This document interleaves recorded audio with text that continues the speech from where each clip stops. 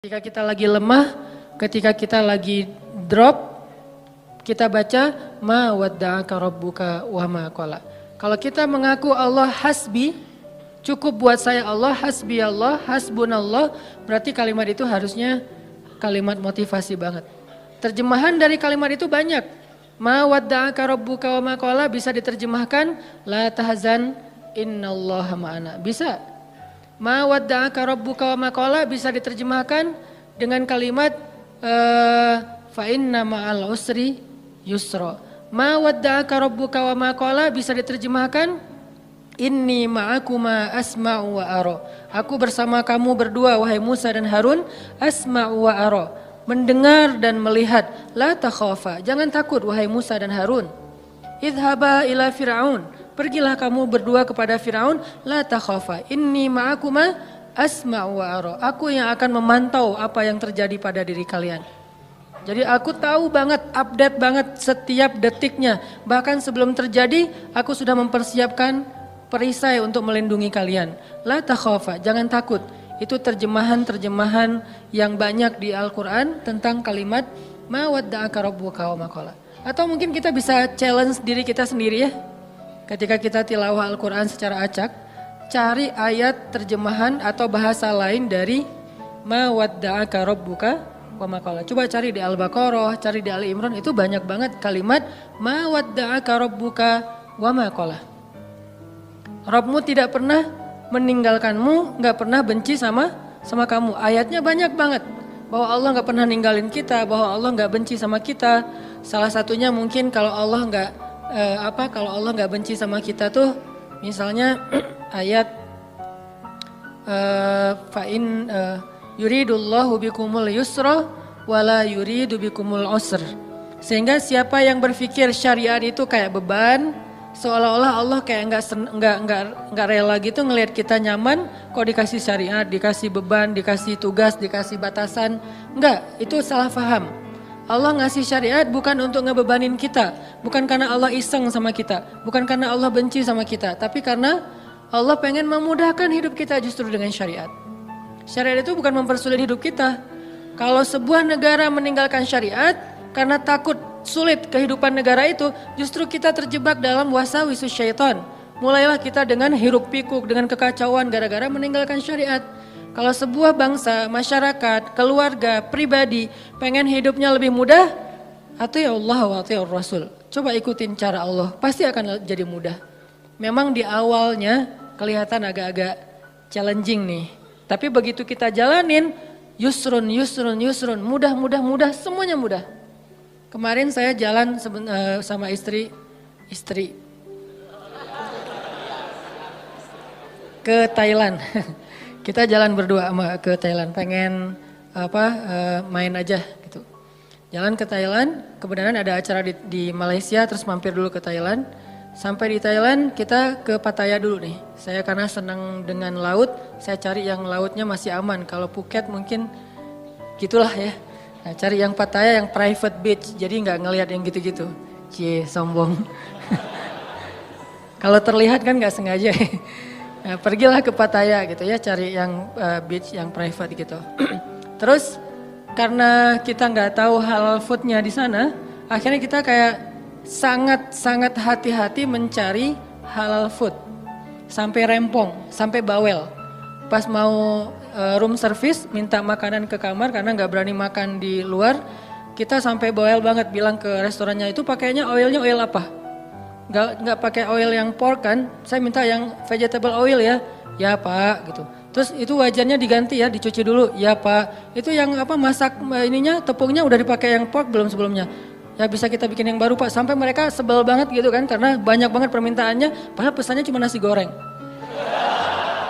Tapi permintaannya panjang gitu, akhirnya dihidangkanlah nasi goreng seafood, kita makan berdua sepiring. Gak penting banget sih, gak ada hubungannya dengan tema. Nah udah gitu malam kita cuma nyari buah aja kayak gitu. Nah karena kita berusaha untuk ketat dalam masalah halal food, kalau gak benar-benar kita bisa yakin bahwa ini halal atau minimal dia aman gitu, maka kita nggak akan berani. Ini berusahalah belajar taat kecil-kecilan, bukan hal besar sebetulnya. Tapi justru saya ngelihat di sini hal kecil dihargain sama Allah. Kalau hal besar apalagi kan ya, hal sepele kayak gitu doang, Allah langsung kayak ngehargain gitu. Ini bukan karena saya soleh, tapi karena saya mencoba untuk meniru orang soleh. Akhirnya mendapatkan janji yang Allah janjikan kepada orang soleh. Sayanya belum soleh, tapi karena meniru orang soleh, dapat juga nih yang dijanjiin Allah kepada orang soleh. Udah ketat, seharian kita makannya susah banget. Nah besoknya mau ke Bangkok, hari belum pesan hotel. Tadinya udah pesan lewat travel agent, tapi cancel. Tadinya ada satu jenis hotel yang di pusat kota, dekat dengan tempat pembelanjaan, nemenin istri. Ternyata dari travel agent itu katanya nggak dapat. Oke, cancel. Saya pesan pakai online, pesan nyari yang dekat dengan hotel itu. Entah gimana caranya Allah ngarahin saya untuk ngeklik satu hotel yang saya juga nggak tahu speknya kayak gimana. Pokoknya udah aja ini aja deh, yang paling dekat walaupun ada beberapa pilihan. Ambil hotel tertentu, namanya gak usah disebut. Mahal C. Sombong. Ya gitu deh pokoknya ada namanya lah ya. Nah pas sampai di Bangkok, kita masuk ke hotel itu lagi check in. Tiba-tiba ada teman lama saya nih orang Bandung. Dia istrinya lagi lewat, jadi hotel sama kondonya itu bersebelahan. Dia ternyata tinggal di kondonya. Dia lewat ngelihat kayak Ustadz Hanan, dia ngubungin Benzo. Benzo cuma angkat tangan, lihat ke atas. Itu namanya Benzo, masih Jovisa. Nah Benzo dihubungin Benzo tanya ke saya, Ustadz lagi di hotel ini di Bangkok loh. Kok Benzo tahu? Kan saya nggak ngasih tahu siapa-siapa. Nggak, tadi ada teman yang ngelihat Ustadz, dia kayak ragu gitu, bener nggak? Oh iya bener, kenapa? Dia ngajak Ustadz nanti malam cari makan halal dan Thai banget gitu. Alhamdulillah, berarti kemarin susah dikit, sekarang Allah kasih jalan keluar. Bukan hanya itu, ternyata hotel yang saya pilih itu dia udah halal restoran, untuk breakfast tuh aman, udah halal. Karena susah kan nyari hotel dengan sertifikat halalnya di sana. Tanpa kita ketahui ternyata Allah arahin kita ke hotel yang gak perlu bawel lagi untuk room service-nya. Karena dia udah halal restoran. Ditambah lagi diajak sama teman saya untuk makan yang halal food tapi Thai banget, enak. Ditraktirin, itu yang paling enak. Nih saya berpikir kalau saya lebih cepat atau lebih lambat 1 menit aja pas check in, kan saya nggak bakalan ketemu dengan istrinya, sehingga kita nggak berpapasan, nggak saling tahu. Allah yang bikin timingnya pas banget. Dia jalan lewat depan hotel, saya masuk check in, dia ngelihat ke saya, terus dia ngubungin Benzo ngubungin ke saya, pas dapat wifi karena ngandalin wifi banget kan di luar negeri teh, irit gitu. Dapat wifi, saya langsung balas, qadarullah. Malamnya dimudahin, akhirnya kita jalan, makan, halal, enak, bukan murah, gratis.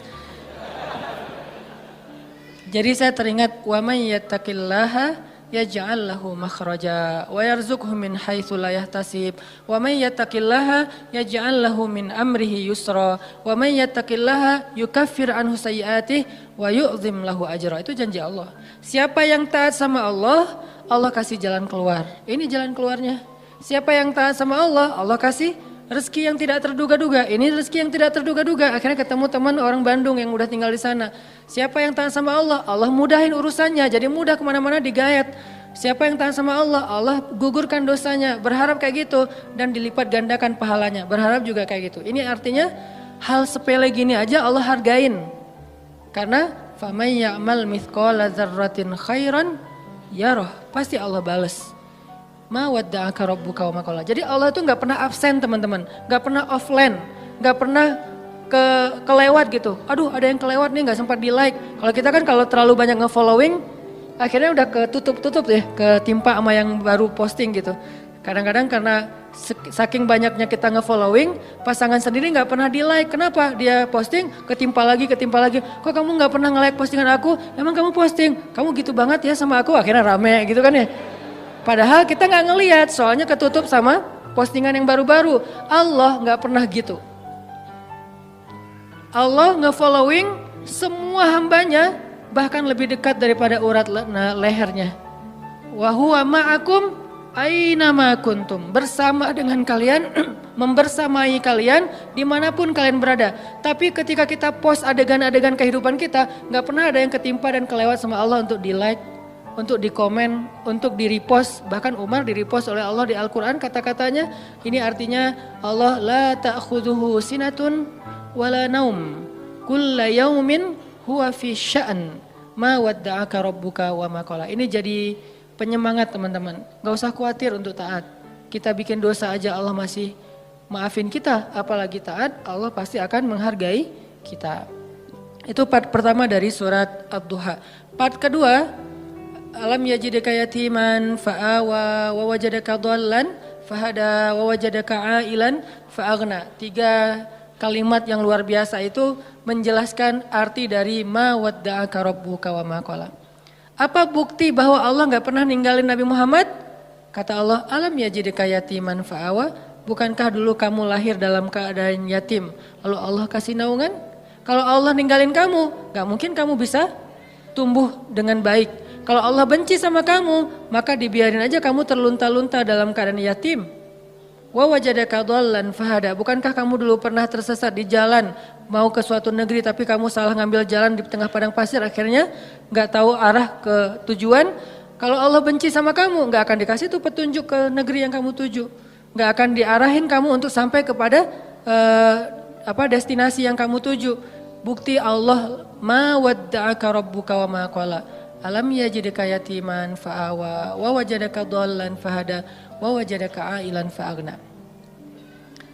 Nanti kalau kemarin saya bahas alam yajidaka yatiman fa'awa versi Nabi Muhammad, yang belum kebahas itu versi Nabi Musa ya.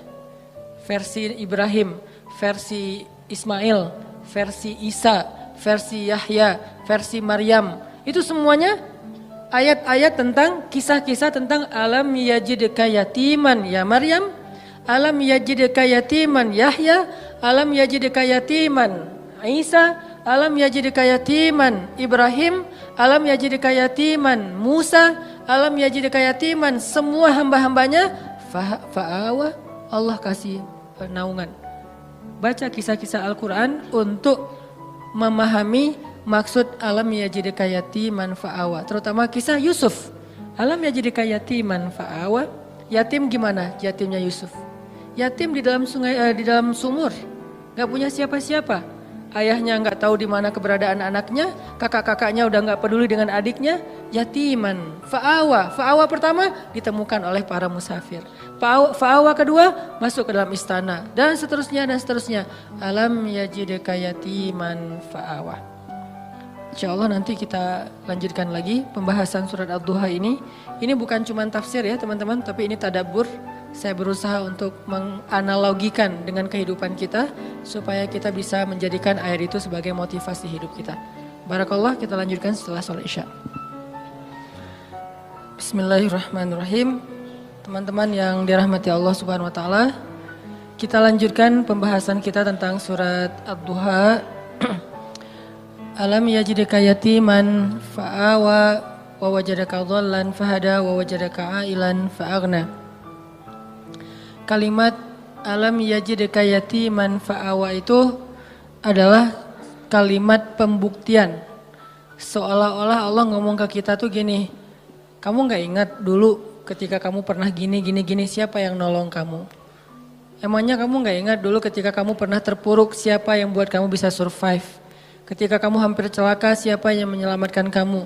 Ketika kamu gini, siapa yang menolong kamu dan seterusnya. Jadi alam di sini Allah pengen ngingetin kita.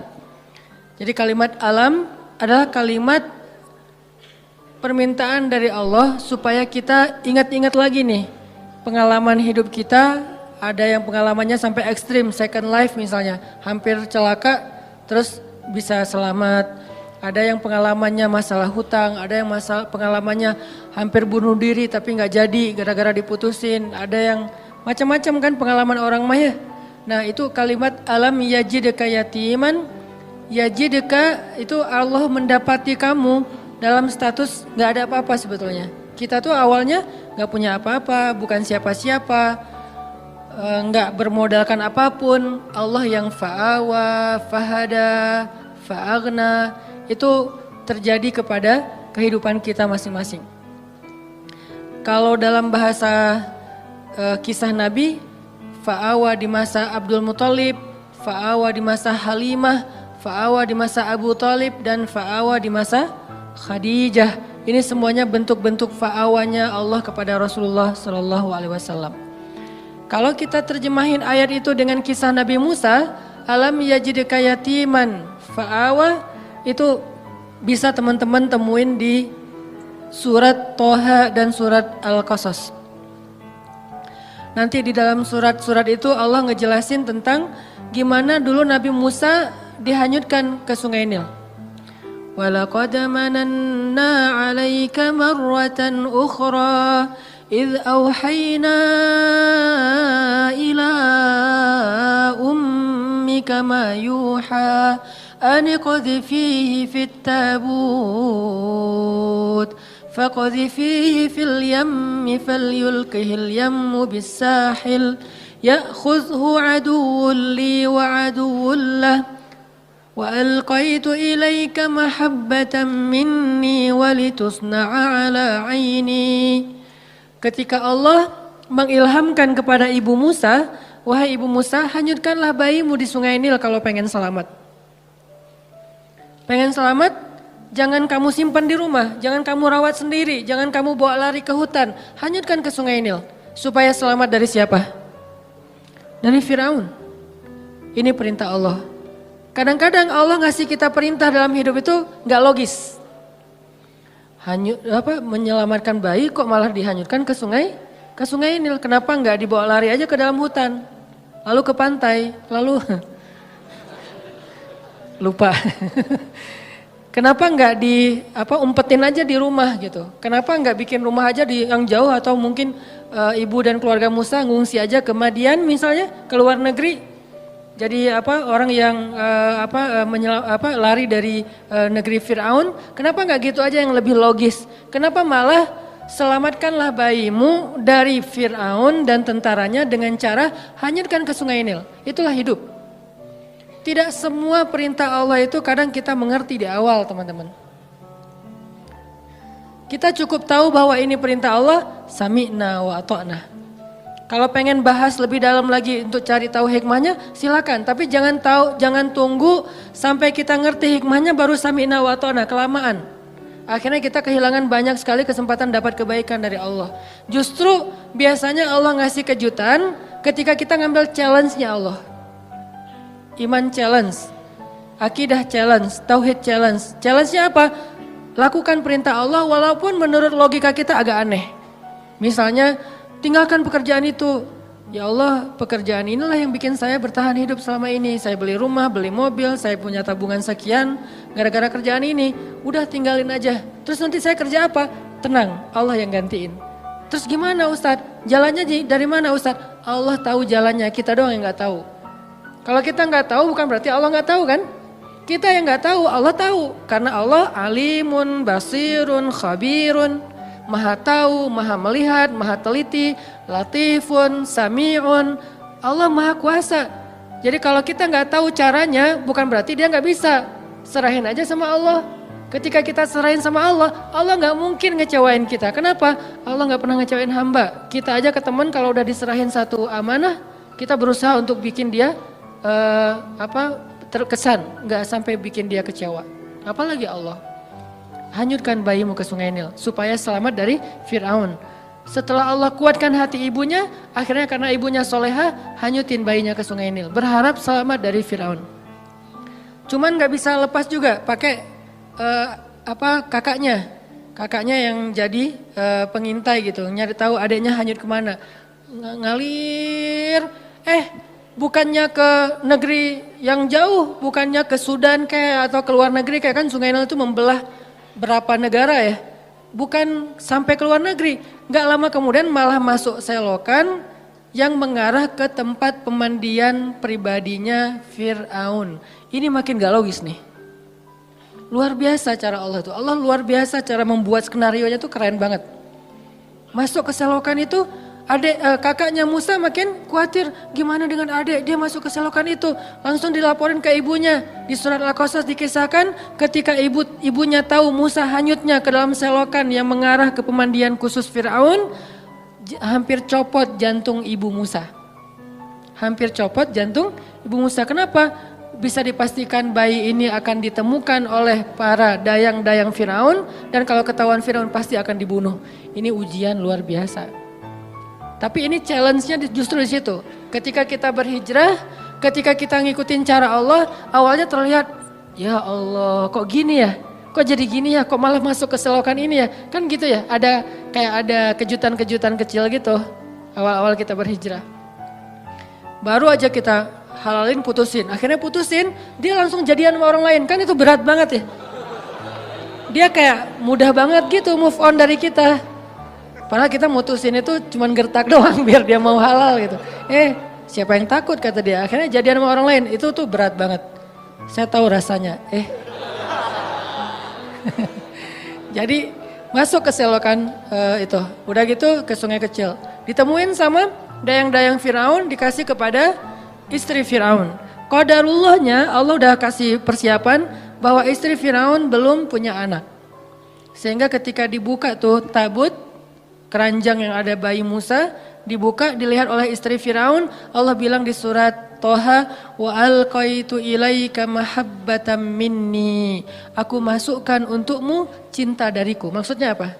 Tiba-tiba istri Firaun jatuh hati kepada bayi Musa.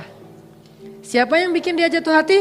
Allah. Sebagaimana Halimatus Sa'diyah jatuh hati kepada bayi Muhammad untuk menyusuinya secara gratis, begitulah istri Firaun jatuh hati kepada bayi Musa dan mau mengangkatnya sebagai anak tanpa bertanya siapa dan dari mana asal usulnya. Wa alqaitu ilaika mahabbatan minni. Gini cara Allah nolong hambanya. Fa'awanya tuh Allah datangkan orang yang mencintai kita. Tiba-tiba ada aja yang anggap kita kayak keluarga barunya. Pernah kan kita merantau, tiba-tiba di perantauan kita nggak kenal siapa-siapa, dapat keluarga yang sebetulnya dia nggak kenal dengan kita, dia nggak tahu background kita, basic kita, dari mana asalnya. Pokoknya dia tiba-tiba kayak sayang aja gitu sama kita. Saya di Mesir juga gitu, tiba-tiba ada aja orang Mesir yang sayang sama saya sehingga dianggap kayak anak angkatnya. Kamu kalau butuh apa-apa bilang ya, kamu kalau butuh apa-apa bilang. Setiap awal bulan, dan beliau siapa? Profesor lah gitu, dosen Al-Azhar. Kan banyak banget kemudahan gara-gara ada dosen, profesor, senior, kayak Allah jadikan tertarik kepada saya, seneng. Kamu kalau butuh apa-apa bilang ya. Terus pas awal bulan dapat gaji langsung datengin, nak kamu udah beli buku? Belum, kasih aja.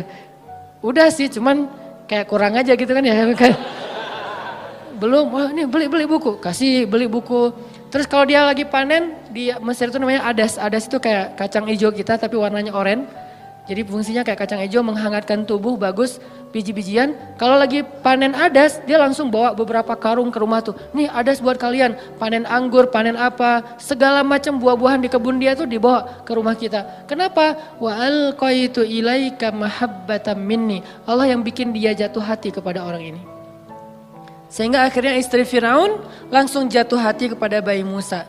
Firaun enggak, karena Allah sudah mengunci hatinya. Bukan karena Allah mengunci hatinya, belum sih. Karena hatinya keras, maaf salah, jangan disensor. Karena hatinya keras. Karena Allah gak akan mengunci hati seseorang sebelum Allah utus Nabi kan. Karena hatinya keras, jadi dia gak akan bisa disentuh dengan cinta. Firaun tetap marah kepada Musa yang masih bayi. Ini pasti nih anak Bani Israel yang dibuang supaya gak terbunuh nih. Gua bunuh nih sekarang, jangan-jangan kata istrinya Firaun dan dia ngebujuk suaminya dengan manja gitu. Gak pakai cantik sih, manja doang gitu. Akhirnya Firaun gak jadi ngebunuh Musa, selamat Musa di satu adegan.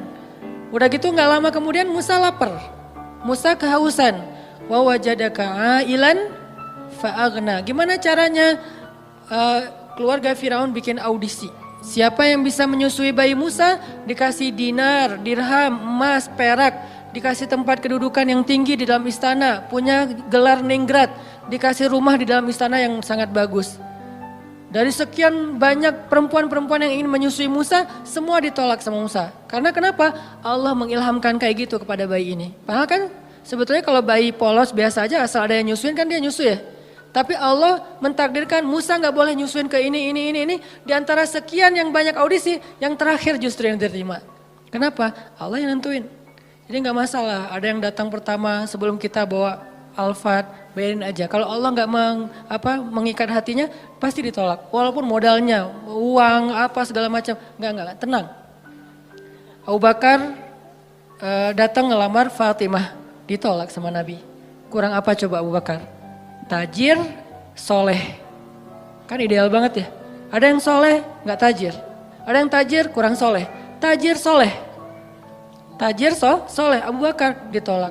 Datang Umar, tajir, soleh, kuat, cowok banget, ditolak juga. Ali awalnya, aduh Abu Bakar aja ditolak, Umar aja ditolak, apalagi saya nih. Akhirnya kayak Ali cuma ngelewat doang depan rumah Nabi, lewat lagi. Dipanggil sama Nabi, Ali kenapa? Enggak ya Rasulullah gitu. Ali, kamu pengen menikahi Fatimah? Terserah sih. Akhirnya Nabi yang ngelamar Ali dalam bahasa ininya ya, adegannya. Walaupun secara resmi nanti Ali yang ngelamar Fatimah. Nabi kayak yang nawarin kepada Ali. Kenapa? Allah yang bikin kayak gitu. Jadi gak usah pesimis. Yang penting minta kepada pemilik hati. Ya Allah, kan hatinya bukan milik dia, milik engkau. Jadi saya mintanya ke engkau aja ya Allah, bukan ke dia. Nanti setelah engkau baru dia. Sehingga pas kita datang kayak bukan tipe dia banget, bukan standar dia banget, tapi buat Allah kita standar dia banget. Buat dia kita enggak banget. Enggak masalah kan? Yang penting buat Allah kita banget lah. Begitu kita datang dia enggak bisa bilang enggak. Kok saya ngomongnya iya ya? Pengen bilang enggak tapi enggak bisa gitu. Ya udah deh, ya aja. Jadi aja. Setelah itu Allah masukkan hub cinta sehingga dia mencintai kita mencintai dia karena Allah Subhanahu wa taala dan itu mubarak, diberkahi. Itulah istri Firaun. Akhirnya Musa tinggal di situ, ibunya tinggal di situ, kakaknya, tetehnya tinggal di situ, AA-nya tinggal di situ. Siapa AA-nya Musa? Harun. Semuanya sekeluarga tinggal di situ. Ini namanya alam yajidka yatiman fa'awa. Allah yang bikin skenario yang kayak gitu. Ismail juga kayak gitu. Kemudian Yahya alaihissalam juga kayak gitu. Maryam juga kayak gitu. Alam yajidka yatiman. Maryam kan lahir nggak punya ayah. Bukan nggak punya ayah. Ayahnya udah wafat kan. Imran sama anak yatim perempuan lagi itu. Siapa yang fa'awa Maryam? Wa kaffalaha Zakaria. Zakaria yang mengawakan Maryam. Dan Zakaria cinta banget sama Maryam. Walaupun itu adalah ponakannya, tapi seperti putrinya sendiri. Dan Zakaria adalah sebaik-baik orang yang merawat Maryam. Walaupun ayahnya soleh banget, tapi ada yang lebih daripada ayahnya. Ayahnya orang soleh, Zakaria nabi. Sehingga Allah ingin Maryam ini dirawat bukan oleh ayahnya yang soleh, tapi oleh pamannya yang nabi, yaitu Zakaria. Ini cara Allah teman-teman. Sehingga itu menjadi bukti ma wadda'aka rabbuka wa ma qala. Andalin Allah aja deh. Kita mau hijrah, kita mau ganti kerjaan, kita mau dapetin pasangan, kita mau punya anak, kita mau, udah bilang aja sama Allah. Ada mau apa aja bilang aja sama Allah. Selama yang kita inginkan itu kebaikan, Allah malu untuk gak mengabulkan keinginan kita. Gak mungkin gak dikabulkan, pasti. Kenapa saya bilang pasti? Allah sendiri mengatakan, ujibu da'watad da'i idza da'an. Kalau ada yang berdoa sama aku, curhat sama aku, ujib. Aku pasti akan nge-replay, akan ngerespon, akan ngejawab, akan nge-read. Gak mungkin enggak. Pasti dibalas sama Allah SWT. Kalau teman, pasangan, geng gak ngebalas WA, biasalah itu. Tapi kalau Allah gak mungkin enggak. Pasti di-read langsung dibalas sama Allah. Cuman balasnya Allah apa? Kadang dibalas dengan yang sama persis dengan yang kita minta. Kadang dibalas dengan yang lebih baik dari yang kita minta. Yang enggak dikasih yang sebaliknya yang buruk dari yang kita minta. Nggak mungkin. Kalau nggak sama lebih baik antara dua itu. Dan dua-duanya untung.